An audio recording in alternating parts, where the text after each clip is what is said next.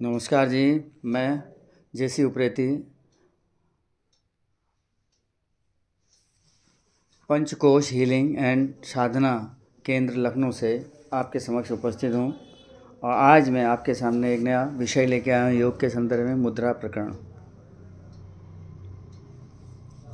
योग साधना में अष्टांगों के अलावा मुद्राओं का भी विशेष महत्व होता है। मुद्राएं आसनों का विकसित रूप है।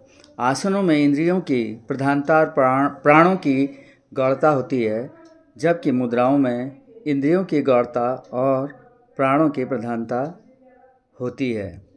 सुविधा की दृष्टि से विभिन्न प्रमुख मुद्राओं का वर्णन दो शीर्षकों में किया गया है।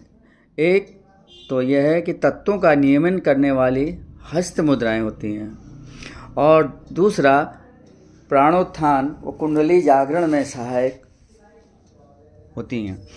तत्वों का नियमन करने वाली हस्त मुद्राएं क्या हैं, इसके बारे में हम बात करते हैं। शरीर पंच तत्वों से बना हुआ है और अंगुलियां इन्हीं 5 तत्वों का प्रतिनिधित्व करती हैं।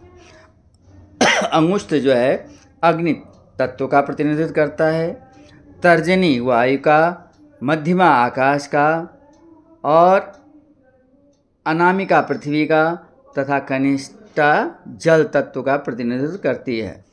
मुद्रा विज्ञान के अनुसार इन 5 तत्वों के समन्वय से शरीर की आंतरिक ग्रंथियों, अवयवों तथा उनकी क्रियाओं को नियमित किया जाता है तथा शरीर की सुषुप्त शक्तियों को जागृत किया जाता है। हस्त मुद्राएं तत्काल ही असर करना शुरू कर देती हैं। जिस हाथ में ये मुद्राएं बनाते हैं, शरीर के विपरीत भाग में उनका तुरंत असर होना शुरू हो जाता है। ये मुद्राएं किसी भी तरह से चलते फिरते, उठते बैठते या खड़े खड़े भी कर सकते हैं। वज्रासन, पद्मासन अथवा सुखासन में बैठकर करना अधिक लाभप्रद है। इन मुद्राओं को प्रतिदिन 10 मिनट से प्रारंभ करके 30 से 45 मिनट तक करने से पूर्ण लाभ होता है। एक बार में न कर सकें तो 2-3 बार में भी कर सकते हैं। किसी भी मुद्रा को करते समय जिन अंगुलियों का कोई काम ना हो, उन अंगुलियों को आप सीधे रखेंगे। जिन अंगुलियों का काम नहीं होता है, उनको आप अंगुलियों को बिल्कुल सीधे स्ट्रेट रखेंगे। अब हम मुद्राएं क्या क्या हैं, हमें उसके बारे में बताऊंगा। पहले ज्ञान मुद्रा, जिसको ध्यान मुद्रा भी कहा जाता है। इसमें क्या होता है, अंगुष्ठ एवं तर्जनी के अग्रभागों को परस्पर मिलाकर शेष 3 अंगुलियों को सीधा रखना होता है। इसको कहते हैं ज्ञान मुद्रा। और यदि इसको ऊपर की ओर बैठ करके पद्मासन में लगा के ऊपर की ओर हथेली करके बैठते हैं, इसे चिन्मय मुद्रा भी कहा जाता है। इसके लाभ हैं, इससे एकाग्रता बढ़ती है, धारणा एवं ध्यानात्मक स्थिति का विकास, स्मरण शक्ति का विकास, मस्तिष्क के स्नायु विकास, सिर दर्द, अनिद्रा व तनाव दूर होता है, क्रोध का भी नाश करती है। अब दूसरा जो मुद्रा है वह है वायु मुद्रा, जिसमें क्या होता है कि तर्जनी अंगुली को अंगुष्ठ के मूल में लगाकर अंगूठे को हल्का सा दबा कर रखने से वायु मुद्रा बन जाती है। शेष 3 अंगुलियां सीधी रखनी चाहिए।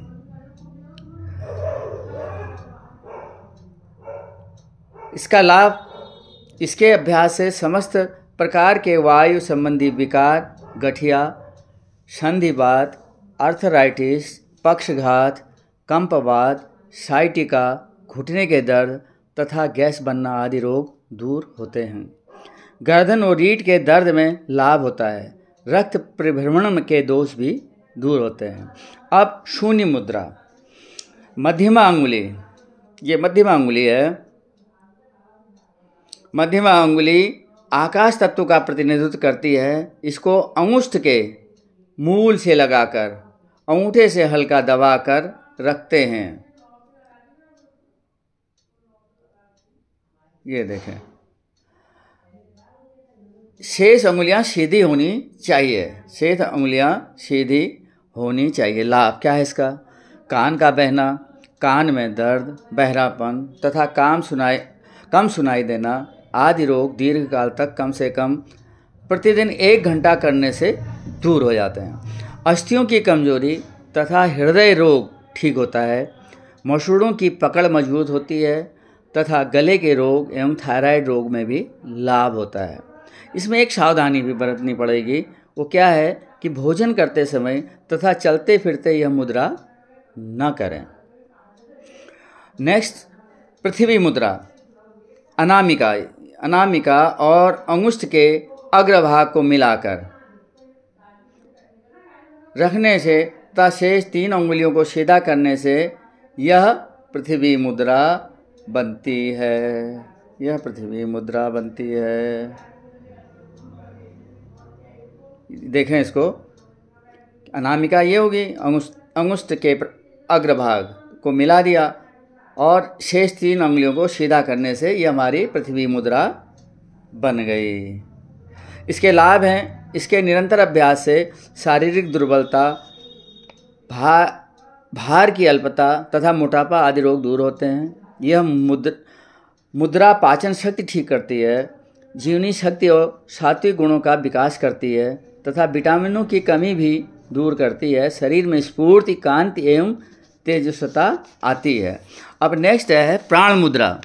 प्राण मुद्रा में क्या करेंगे? प्राण मुद्रा, यह मुद्रा किससे बनती है? यह मुद्रा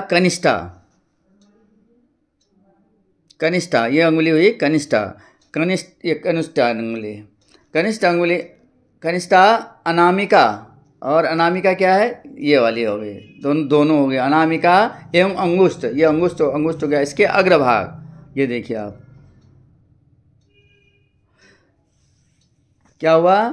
कनिष्ठा, अनामिका तथा अंगुष्ठ के अग्रभाग को परस्पर मिलाने से बनती है। शेष 2 उंगलियां सीधी रखनी चाहिए। ये देखिए, इसका लाभ क्या है? इस मुद्रा से प्राण की सुप्त शक्ति का जागरण होता है तथा शरीर में स्फूर्ति, आरोग्य एवं ऊर्जा का विकास होता है।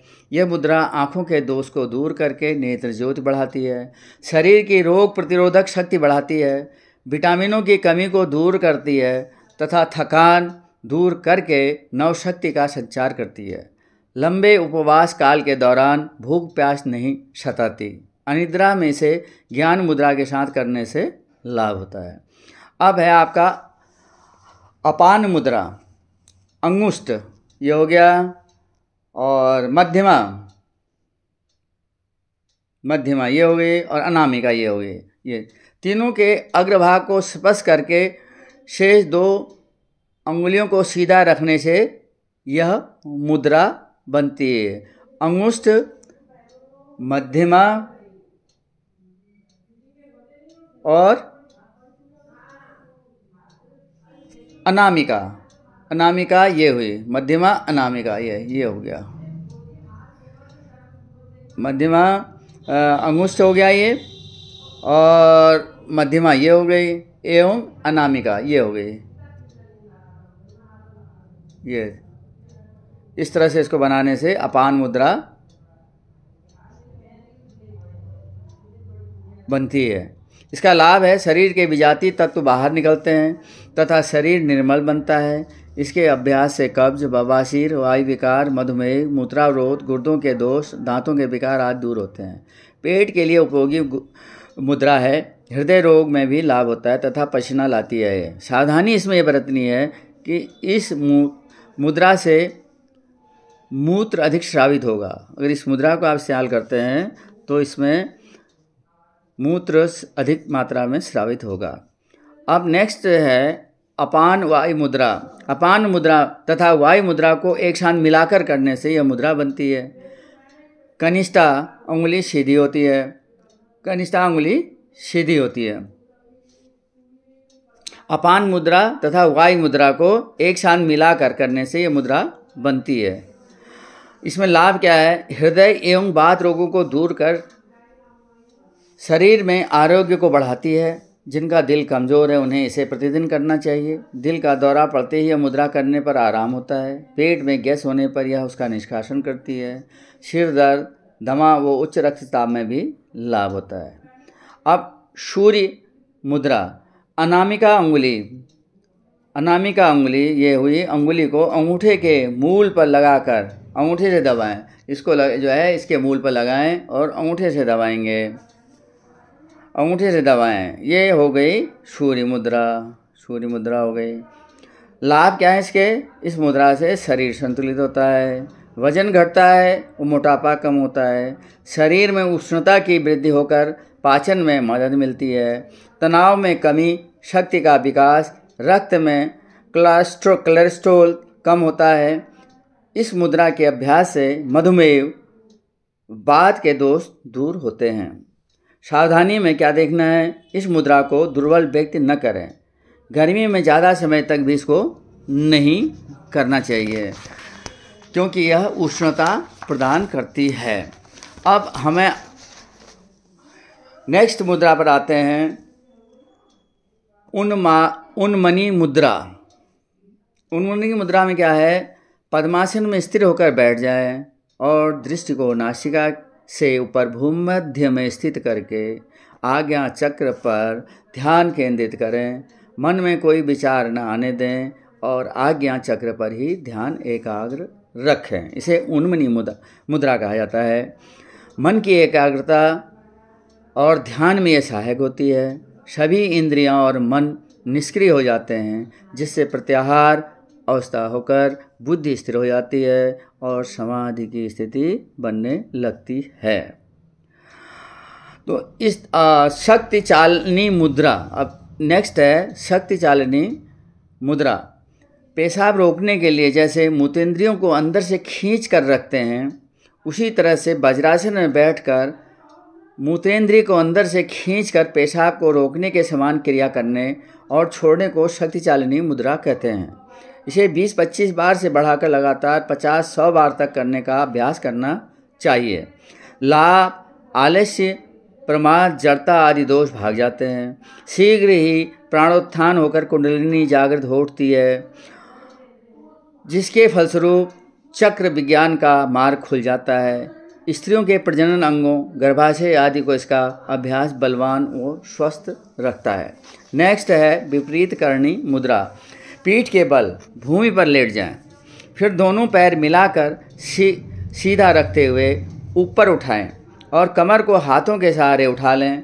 दोनों पैर मिले हुए सीधे और छत की तरफ न उठाकर थोड़े नीचे ही रखें। सर्वांगासन में पैर 90 अंश के कोण पर अर्ध सर्वांगासन की आकृति में उठे रहते हैं। फिर जालंधर बंद लगाकर दृष्टि पैर के अंगूठे पर स्थिर कर दें। सामान्य श्वास लेते हुए रहें। 1 मिनट से शुरू कर 10 मिनट तक इसका अभ्यास बढ़ाया जा सकता है। इसके लाभ क्या हैं? जठराग्नि तेज होती है, भूख खुलती है, शरीर स्वस्थ रहता है, चेहरे पर तेज और बाल जल्दी श्वेत नहीं होते हैं, दिमागी ताकत बढ़ती है, पैरों की सूजन, हाथों पाँव की सूजन, कंठमाला, फोड़े, मुहासे, खाज आदि रक्त अन्य रोगों से निजात मिलता है। इसको कहते हैं विपरीत करणी मुद्रा और उसके लाभ भी मैंने आपके समक्ष कर दिए हैं। अब योग मुद्रा। नेक्स्ट है योग मुद्रा। शरीर स्वस्थ, प्रसन्न, चुस्त, दुरुस्त और लचीला बना रहता है। नाड़ियों की शुद्धि तथा प्राणों की शक्ति बढ़ती है। अंतःकरण पवित्र बनता है। धारणा, ध्यान और समाधि की स्थिति बनने में यह सहायक होता है। अब इसमें इसको करते कैसे हैं योग मुद्रा को? योग मुद्रा में आप पद्मासन में बैठ जाएंगे और बैठने के बाद अपने इन हाथों को पीछे की ओर ले जाएंगे। पीछे को ले जाने के बाद आप सांस छोड़ते हुए अपने सर को पृथ्वी पर मिला के थोड़ी देर रोकेंगे सांस को। उसके बाद सांस लेते हुए ऊपर उठाएंगे। ये प्रक्रिया आपको करनी है। अब महामुद्रा पर आते हैं। बाएं पैर की एड़ी को शीवन और उपस्थ के मध्य के 4 अंगुल भाग में बलपूर्वक जमा कर दाएं पैर को लंबा फैलाएं। फिर सहने पूरक के साथ मूल बंध और जालंधर बंध लगाते हुए दाएं पैर का अंगूठा पकड़कर मस्तक को दाएं पैर के घुटने पर जमा कर यथाशक्ति कुंभक करें। कुंभक के समय पूरक की हुई वायु को कोष्ठ में सहने सहने फुलाएं और ऐसी भावना करें कि प्राण कुंडलिनी को जागृत करके सुषुम्ना में प्रवेश कर रहा है। तत्पश्चात मस्तक को घुटने से सहने सहने रेचक करते उठाकर यथास्थिति में बैठ जाएं। इसी प्रकार दूसरे पैर से करना चाहिए। प्राणायाम की संख्या एवं समय बढ़ाते रहें। लाभ: गोरक्ष पद्धति के अनुसार क्षय, कुष्ठ, गुदावर्त, गुल्म, अजीर्ण आदि उदर के रोग तथा प्रमेह भी महामुद्रा के अभ्यास से नष्ट हो जाते हैं। इसके दीर्घकालीन अभ्यास से सुषुम्ना में प्राणों का प्रवेश तथा प्राणों का ऊर्ध्वगमन और कुंडलिनी की जागृति होने लगती है। अब नेक्स्ट है त्रिबंध मुद्रा।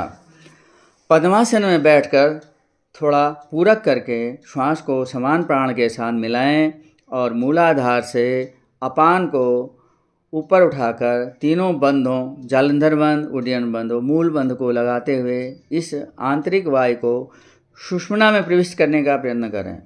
इसी अवस्था में रहकर दोनों हथेलियों को दोनों पांवों में दाईं बाईं ओर भूमि पर रखकर नितंबों को उठाकर भूमि पर धीरे धीरे टिकावें।